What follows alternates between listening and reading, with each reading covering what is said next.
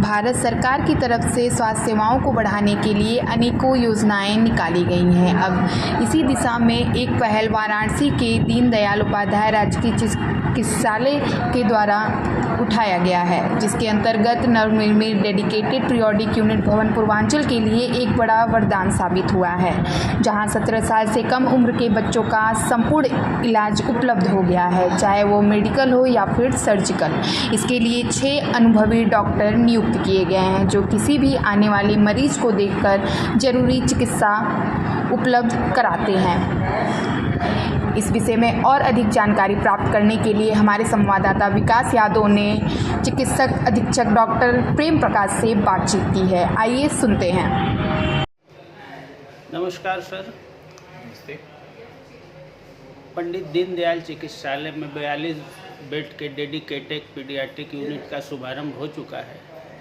इससे आम लोगों को क्या लाभ होने वाला है और किन किन रोगों का विशेष उपचार हो रहा है, इस पे दवा और जांच की क्या सुविधाएं हैं, जरा आप बताएं।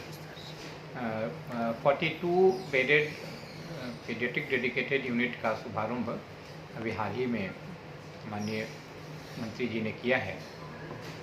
इसमें जो 17 साल तक के जो बच्चे होंगे, 17 साल या उससे कम के जो बच्चे होंगे, उनका इलाज होगा।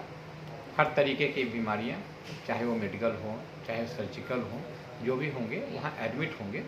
और इसके लिए हमारे यहाँ 6 पीडियाट्रिशियन की नियुक्ति है, 6 डॉक्टर्स हैं बच्चों के, उनकी राउंड द क्लॉक ड्यूटी लगाई गई है। 42 बेड की बात करूं तो 12 बेड हमारा आईसीयू का है और 30 बेड जो है सो हाई डिपेंडेंट यूनिट है, यानी सभी बेडों पे ऑक्सीजन सप्लाई है। और जो 12 बेड हो वो एक तरह से आईसीयू है, जहाँ सघन चिकित्सा वहाँ की जाएगी। ये दीनदयाल का ही एक अंग है। जो भी बच्चा वहाँ एडमिट होगा, चाहे वो सर्जरी का केस हो चाहे वो मेडिसिन का केस हो, जो भी होगा, हम लोग वहाँ कंसर्न विभाग के चिकित्सक जो ड्यूटी पे होंगे वो वहाँ जा कर के उसको अटेंड करेंगे और उसको चिकित्सा जो भी उपलब्ध जरूरी होगी उसको देने का प्रयास किया जाएगा। ये बहुत ही एक तरह से पूर्वांचल के लिए एक बड़ा एक तरह से वरदान है कि ऐसा एक बड़ा सा यूनिट 42 बेड का, जिससे हमारे पहले दीनदयाल में भी हमारे बच्चे जो होते थे वो ऊपर 3rd फ्लोर पे एडमिट होते थे। तो इससे क्या हुई कि हमारी जो बेड स्ट्रेंथ भी काफ़ी बढ़ गया, 42 बेड हमें अतिरिक्त मिल गए। तो और दूसरा फ़ायदा ये हुआ कि एक ही जगह पे सारे बच्चों को रख करके हम लोग इलाज कर रहे हैं। तो एक तरह से काफ़ी एक बेनिफिशियल है, समाज के लिए काफ़ी एक तरह से वरदान है। अच्छा सर, आम जनमानस को जहाँ एक थोड़ा भय रहता है कि सरकारी अस्पताल में जा रहे हैं, हमारे पास कोई सोर्स नहीं है, इलाज अच्छा मिलेगा कि नहीं मिलेगा, तो इस पे आम जनमानस को क्या एक मैसेज कि वो निसंकोच आए, चाहे जब भी आए, इलाज में कोई कमी नहीं, उस पर आप।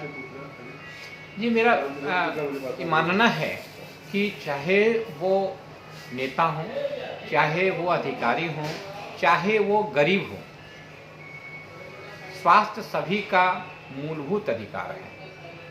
इसमें कहीं से कोई की डिस्क्रिमिनेशन नहीं होना चाहिए।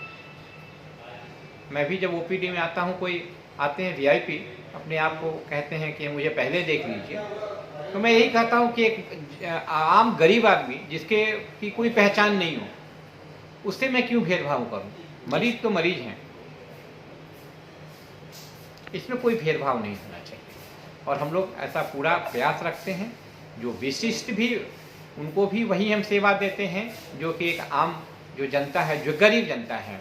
क्योंकि सरकारी हॉस्पिटल में ज़्यादातर ऐसे लोग ही आते हैं जो कि आर्थिक रूप से उतना संपन्न नहीं होते हैं। तो ये हम लोग का सौभाग्य है कि उस सेक्टर के लोगों को हम लोगों को सेवा करने की का एक अवसर प्राप्त होता है। नंबर दूसरी चीज़, दीनदयाल अस्पताल एक ऐसा अस्पताल है जो कि नित्य जो है एक नई बुलंदियों को छू रहा है। यहाँ चाहे ऑपरेशन की बात हो, चाहे मेडिसिन की बात हो, चाहे जो भी सेक्टर हम कह लें, जनरल सर्जरी, ऑर्थोपेडिक्स, एनेस्थीसिया, हर विभाग में यहाँ पे बहुत कुशल चिकित्सक हमारे पास हैं। और हम लोग हर विषम परिस्थितियों में भी मरीजों को सेवा देने में सक्षम हैं। अभी हाल फिलहाल में हमारा MCH विंग डेवलप हुआ, वहाँ मैं देख रहा हूँ दिन प्रतिदिन इतने तादाद में मरीज आ रहे हैं, रोज़ 6, 7, 8, 9 हमारे यहाँ ऑपरेशंस हो रहे हैं। MCH विंग की बात मैं कर रहा हूँ। सर्जरी की बात करूँ, ऑन एन एवरेज 7-8 ऑपरेशन होते हैं। ऑर्थोपेडिक्स की बात करूँ, 4-5 ऑपरेशन होते हैं। हमारे यहाँ 2 OT है, ऑपरेशन थिएटर है, एक ट्रॉमा सेंटर की है और एक मेन बिल्डिंग की है। दोनों ऑपरेशन थिएटर साइमल्टेनियसली चलता है, दोनों साथ साथ वहाँ पे होता है। फिजिशियन की बात करूँ, एक से बढ़कर एक हमारे पास फिजिशियन है।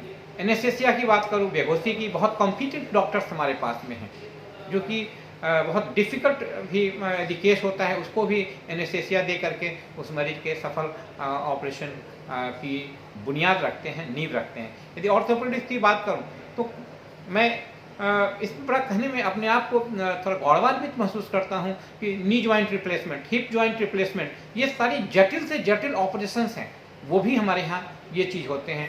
यदि इसको आप कंपेयर करते हैं किसी और जिलों से, यदि कंपेयर करते हैं तो ये सुविधाएँ वहाँ पर उपलब्ध नहीं है। हमारे यहाँ एंडोस्कोपी हुआ करती थी, अभी जो चिकित्सक का जो एंडोस्कोपी करते थे वो नहीं है, लेकिन जो यहाँ अवेलेबल डॉक्टर हैं उनकी प्लानिंग है उनको ट्रेनिंग करा के फिर से यहाँ एंडोस्कोपी की हम शुरुआत करें। लैप्रोस्कोपी यहाँ खूब होता है। बिहार से, मध्य प्रदेश से लोग आते हैं दूरबीन से ऑपरेशन करवाने के लिए। तो एक क्वालिटी ऑफ सर्विसेज, हम जितने भी चिकित्सक हैं, हमारे जो आदरणीय मुख्य चिकित्सा अधीक्षक महोदय के नेतृत्व में यह अस्पताल दिन प्रतिदिन आगे बढ़ता ही चला जा रहा है और ऐसी मेरी उम्मीद है कि यह उत्तर प्रदेश का नंबर 1 हॉस्पिटल होगा। हम जो लखनऊ के बड़े बड़े जो हॉस्पिटल्स हैं, हमारा कंपैरिजन उनसे है और नित्य हम अपने आप में सुधार लाने के लिए जो भी आप मीडिया बंधु हैं, जो प्रिंट एवं या इलेक्ट्रॉनिक मीडिया के जो हमारे बंधु हैं, मित्र हैं, उन लोगों का सुझाव, उन लोगों का मार्गदर्शन इसमें एक अहम भूमिका अदा करता है।